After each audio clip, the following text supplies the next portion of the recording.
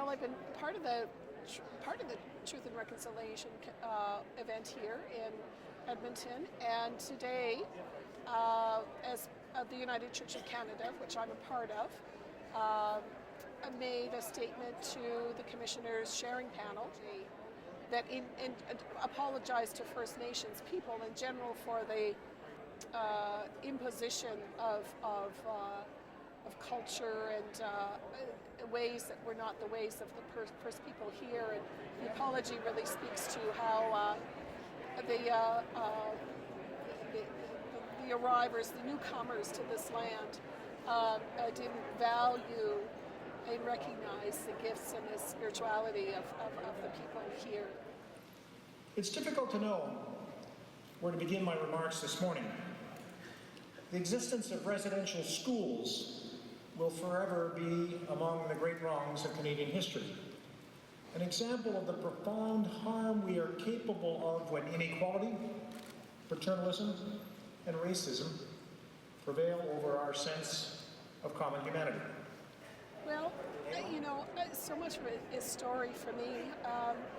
I knew that my grandparents attended the industrial school in Regina, Saskatchewan.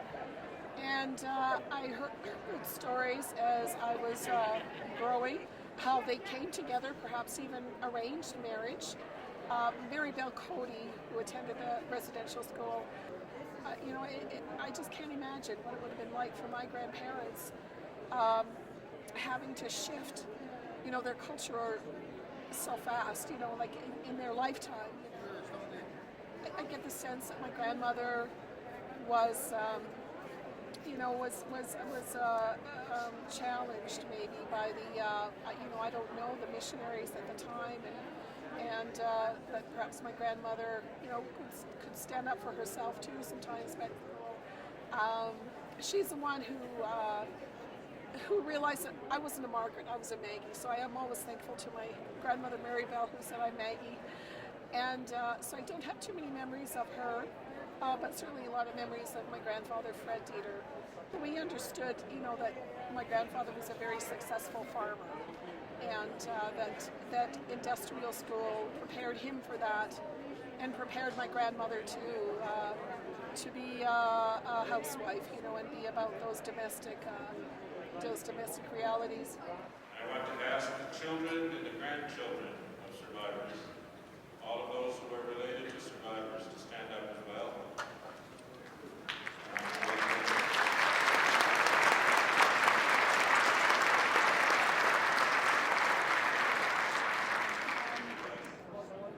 Maybe it was just little bits and pieces of story that came from my father, and the way that we were raised, and the things that I was witness to in my father. My father had a healing journey. It was really one kind of profound moment that I realized. It was I would have been in my early 20s and at home with my parents for a visit or something, and we were having coffee, and my father told me that he dreamt about the schoolmaster that night, and he said, it was really an interesting dream. He said, and it was really quite animated, and he said it was like I'd forgiven him. We were sitting in the Belcaris restaurant having a coffee, talking about the weather. He said, so it feels like, have I forgiven him? He said, I woke up and I felt light. He said, I felt so light. There's something deeper there that maybe I'm not really recognizing, that this is really, there really is some profound hurt or pain.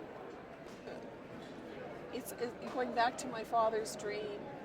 Something within his heart opened up, and whether it was in a dream or some expression that he felt forgiveness, and it freed him up. I don't think I've ever heard, in any talk of reconciliation that's significant and meaningful to say just forget about it and go on with your life. That is not. We want to speak the truth, hold the truth, as painful as that is, hold it collectively together, encourage one another. That's really what it's all about.